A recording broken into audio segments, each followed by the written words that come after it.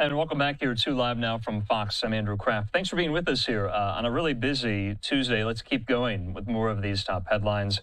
Well, as you know, after the announcement in the Oval Office yesterday, President Trump made sending more arms, weapons, materiel to Ukraine. Trump saying some of that has gotten there already via our NATO partners. That Oval Office meeting, that sit down with the NATO Secretary-General, coming on the heels of some more of these sanctions and tariff threats, not only levied by the White House, but also by lawmakers on Capitol Hill. Remember, President Trump giving Volodymyr Putin a 50-day window to get back to the table. Well, Fox's Bill Malugin has a follow-up to that announcement. Let's listen.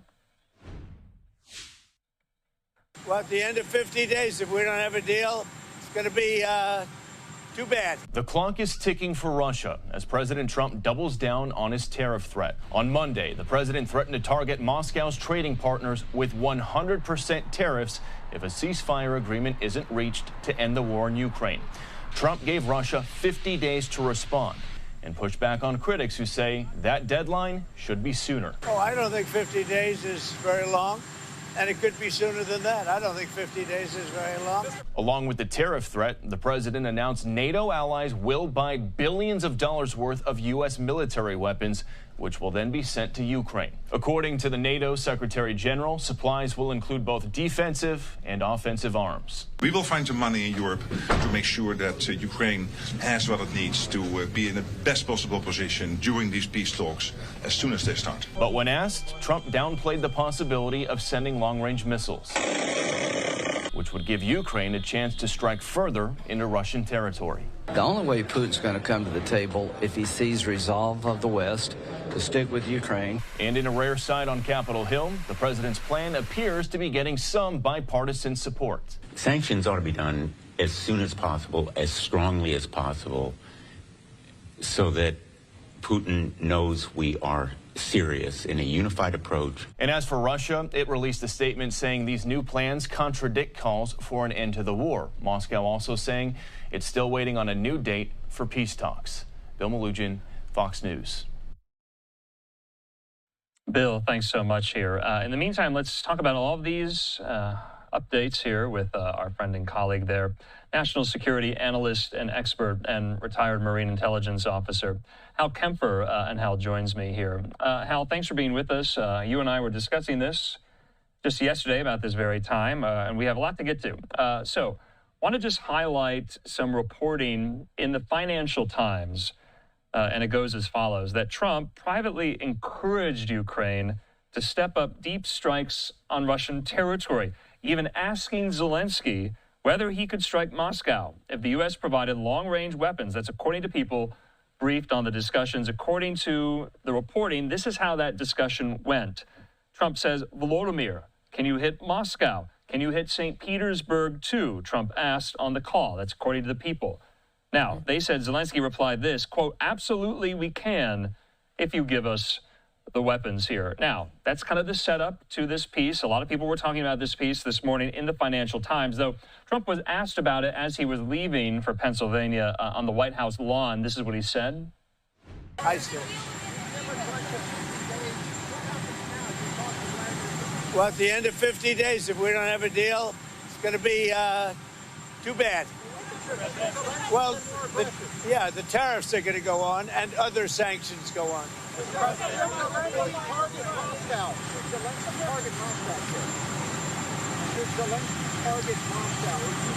No, he shouldn't target Moscow. President, why are you giving Mr. Putin 50 additional days to prosecute his war against Ukraine? Oh, I don't think 50 days is very long. And it could be sooner than that. I don't think 50 days is very long. Mr. President, you should have asked that same question to Biden. Why did he get us into this war? You should ask that question. Okay, so Hal, is this the President Trump you know? On a phone call with Zelenskyy, urging him, encouraging him to strike targets deep inside Russia, Moscow, St. Petersburg, using U.S.-made, U.S.-supplied weapons? What is going on here? I wanted to ask you this yesterday. Are we seeing President Trump take a more clear-eyed approach to his rival there in the Kremlin, Putin? Hal? You know, Andrew, I'd say Certainly, it would appear that he's got a little bit more clear-eyed approach on what Putin's all about. If you listen to his rhetoric, you know, he talks about the fact he has these great phone calls, and then Putin responds with another massive drone and missile strike. By the way, Putin's response to what was said on Monday was another massive drone and missile strike on Ukraine, to include Kyiv. So he's staying fairly consistent in that. So a little bit more clear-eyed. I have to tell you, it's been a little bit of a roller coaster since this thing came out. As of last night, it sounded, based on what was reported, that he might have been almost encouraging President Zelenskyy to target Moscow and St. Petersburg. One could interpret what he was saying in that way. Certainly, as of this morning, it certainly sounded that way. And then throughout the course of the day, it started to shift. And he's saying, oh, no, you know, he shouldn't target Moscow. And I don't know if there was something else that was said between him, between President Trump and Putin, or if there was something said between intermediaries or something like that. But he did seem to be backing off of that. Now, there is a missile that is a longer range missile. It can be fired from a HIMARS. We haven't even shared this missile with our closest NATO allies yet, but it is something that would give them about 500-kilometer range. And when he talks about targeting Moscow and St. Petersburg, I think that's the system he's thinking about. Now, what Zelenskyy can do and what Ukraine can do, and they have been doing, is they can easily target Moscow with drones. And they've been doing that. They've been hitting places much further out with long-range drones. But those drones are very susceptible to air defense. This missile, if it was given to them, would give them a greater capability. But as of right now, from what I've heard, I don't get the sense that that missile is going to be going to Ukraine anytime soon. So, Hal, the prospect of Ukraine hitting parts of Moscow and St. Petersburg is somewhat new in this war, in the coverage of this war. To your point, though, Ukrainians have used drones to conduct some of these strikes on, you know, apartment buildings, commercial centers in Moscow and Moscow's environs here. You know, say Ukraine were to get the green light to do this from Trump, what would they target there in these major metropolitan cities? We know Putin has no qualms. There's no criteria or discretion to what he hits and what he strikes in Ukrainian cities. What would Zelenskyy do here? I mean, what would be of strategic value to hit in those cities, or if not, just to rain fear down on them? Well, he's not going to do like a terror campaign, an intimidation campaign like what Russia's doing on Ukraine. I mean, Russia is literally aiming at civilian targets, trying to terrorize the Ukrainian population, and causing just a lot of general mayhem and unnecessary death and suffering. What Ukraine is doing, and I'm not saying they have not hit apartment buildings and stuff, but that never appeared to be their intended target. Those appeared to be drones that were, you know, taken off, you know, hit, or something went off course, or something went wrong, but they didn't look like they were doing that. What they're looking at is, you know, legitimate military targets, command and control centers, places where the government, you know, government buildings, government facilities, laboratories, manufacturing places, things along that line. They've been hitting that with drones consistently. When looking at Moscow and the larger Moscow area, and if you've ever been to Moscow, it is a huge metropolitan area. They've been aiming at military type targets, command and control targets, things along those lines. However, they also go into a very dense air defense envelope, and sometimes when things are shot down out of the sky, they land, and where they land, you know, they still have an explosive charge attached. They will sometimes hit things that they weren't intending to hit, and that looks pretty much, that would explain some of the things that have been hit with Ukrainian drones in the greater Moscow area. Okay, so Hal, this may be impossible to answer. 50 days, Trump says, not that long of a time frame, though many of Trump's critics and even supporters of the president do indicate that, you know, why does Putin need 50 more days to come to the table? He hasn't for 3.5 years here. What's Putin thinking throughout all of this? Well, you know, it's interesting you asked that question, because everybody's been saying, what is his response? Yeah. He hasn't said anything himself.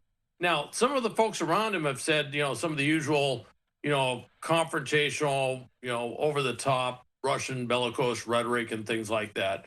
But Putin himself, his official response has been eerily silent so far, and we're kind of waiting. Although I will say that launching that massive drone and missile strike is kind of a response. That's a statement, definitely. But he hasn't said anything. 50 days, I'd feel probably more comfortable if it was 15 days, give him a very short time frame to do this. But I think, and this is just kind of read the tea leaves, look, the reciprocal tariffs, that's going to really be aimed at China and India because they import a lot of Russian oil. They've been using Russian oil. And so that's where you're going to see those things kind of settle down. That will have the biggest impact overall will be on those two countries. We don't really import any, we have virtually no trade with Russia at this point, but we have a lot of trade with China, quite a bit of trade with India. And I think what he's using is using them to influence Putin. Hal, though, we've seen financial pressure put on Russia all throughout the course of this war. The Russian economy was crippled. It rebounded about a year ago, somewhat. And so what makes people think Trump White House, the Europeans, what makes them think crippling them even more financially will get Putin to come back to the table? We'll put the pressure on Putin to stop these now daily aerial assaults on Ukrainian cities that are killing people, indiscriminately here. Why do they think it's going to work this time? Well, I think really there's only so many different tools you have in the inventory. For the U.S. and the Europeans, we can't use direct military pressure. For us to launch missiles or anything of a kinetic nature against Russia would be basically start World War III. So we're not going to do that. I think for a long time, we were kind of half-stepping what we were giving Ukraine, and the decision there, and there's some good reason why, was the fear that Putin and Russia would use tactical nuclear weapons on the battlefield, if nothing else, as a demonstration to make a statement of what they're willing to do. That was a big concern. That was a big concern. That was a big concern. They have never done that during this war. Never done that. Yeah, absolutely right. But what I will say is this: the economy, the Russian economy of last year is not the Russian economy of this year, and it is starting to run out of steam. It does look like by the end of the year they're going to be starting to flatline. A lot of things they did was simply borrowing reallocating resources across the board to pay for the war effort. Okay. But you can't do that indefinitely. Okay. War does not make money. So that's what the difference is. All right, Hal, we got to cut it short. I do apologize here. Hal, can't thank you enough. Always insightful. Your expertise is invaluable. We'll talk soon here. Okay. Thank you, Andrew.